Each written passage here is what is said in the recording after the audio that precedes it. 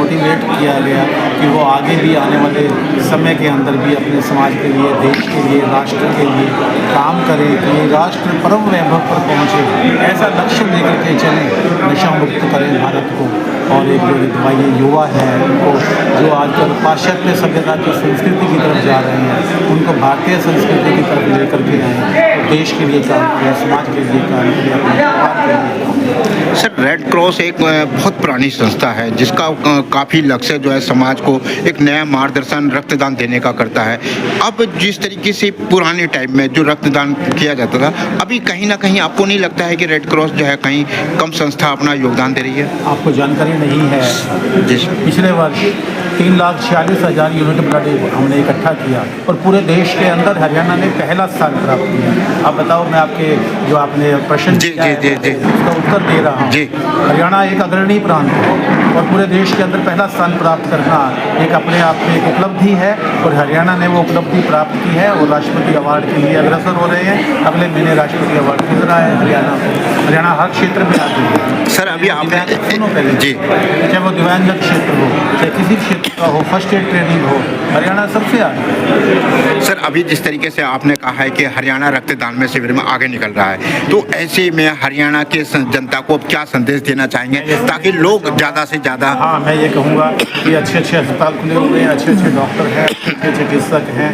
और अच्छी अच्छी दवाइयाँ हैं, पर रक्त नहीं होगा तो मरीज की जान, जिसको ज़रूरत है रक्त की, उसकी जान नहीं बच सकती।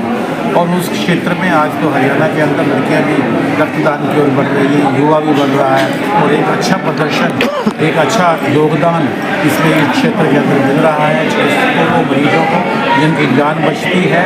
और वो उन रक्तदानियों को भी मैं इस कार्यक्रम के माध्यम से, आपके चैनल के माध्यम से प्रणाम करता हूँ। सर, रेड क्रॉस की ओर से अब आप जनता को क्या संदेश देना चाहेंगे?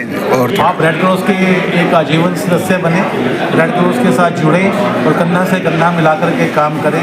कई प्राकृतिक आपदाएं आती हैं, मानव जनित आपदाएं आती हैं और कई बाढ़ आती है, कई और आपदा आती है, उसके अंदर रेड क्रॉस के वॉलंटियर्स बने आप, लाइफ मेंबर बने आप, उनके साथ कंधा से कंधा मिलाकर के इसके समाज के साथ जुड़े, सेवा के क्षेत्र के अंदर जुड़े। हमारे दर्शकों को आप अपना परिचय देना चाहेंगे? मैं doctor Mukesh Agrawal, general secretary red cross Haryana. धन्यवाद सर। क्या संदेश देना चाहेंगे आप किस तरीके से समाज में एक जो रक्तदान की प्रेरणा होती है लोगों को कैसे मिले और युवा पीढ़ी जो आजकल नशे में जा रही है उनको कैसे बचाया जा सकता है?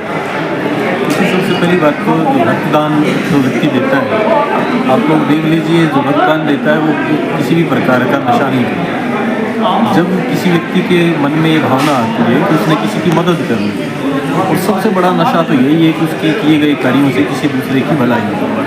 जिस व्यक्ति को इस प्रकार का नशा हो जाता है वो ये छोटे मोटे दारू के, स्मैक के, किसी प्रकार का ड्रग कभी भी नहीं लेता है। तो ये बहुत एक अच्छा प्लेटफॉर्म है कि जो लोग अच्छे काम कर रहे हैं, और अच्छा काम केवल ये नहीं है कि हम केवल रक्तदान ही करें, पर्यावरण को भी शुद्ध बना दें।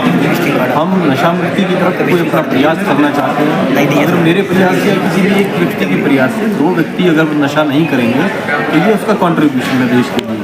ऊर्जा का संरक्षण है, पर्यावरण को बढ़ाना है, पेड़ पौधे लगाने हैं। हम अगर अपने जो युवा साथी हैं, जो हमारे युवा बच्चे हैं, उनकी एनर्जी को, उनकी ऊर्जा को चैनलाइज करेंगे इस सकारात्मक दिशा की तरफ, तो वो नशा बिल्कुल भी हमारे पास नहीं आ पाएगा।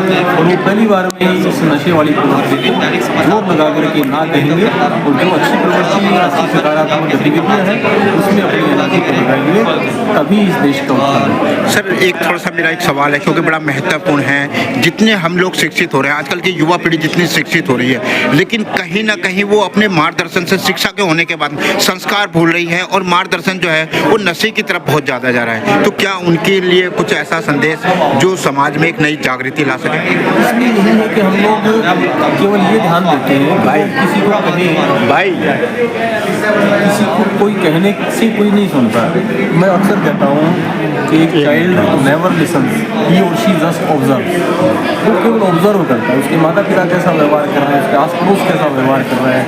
अगर हम सारे के सारे लोग, समाज अगर पथ भ्रष्ट हो जाएगा तो हमारे बच्चे भी पथ भ्रष्ट हो जाएंगे। इसलिए सबसे ज़्यादा जरूरी चीज़ है कि हम खुद का एक चरित्र निर्माण करें समाज जैसा बच्चों को घर में अवश्य ये ध्यान रखने की जरूरत है। जो माता पिता हैं और जो हमारे आसपास के जो लोग हैं वो ये ध्यान रखें कि उन बच्चों को किसी भी प्रकार की कुरीति ना लगे, और वो तभी नहीं लग पाएगी जब माँ बाप के अंदर कोई किसी प्रकार की बुराई नहीं है।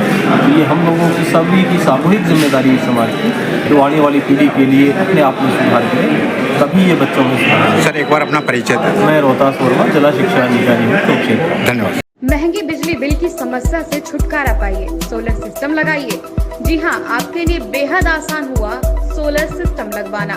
संपर्क करें MET electronics corporation, Krishna Nagar, Mathura. जैसा कि मैंने आपको बताया कि भाई इसका ROI 25% है, यानी 25% का रिटर्न है।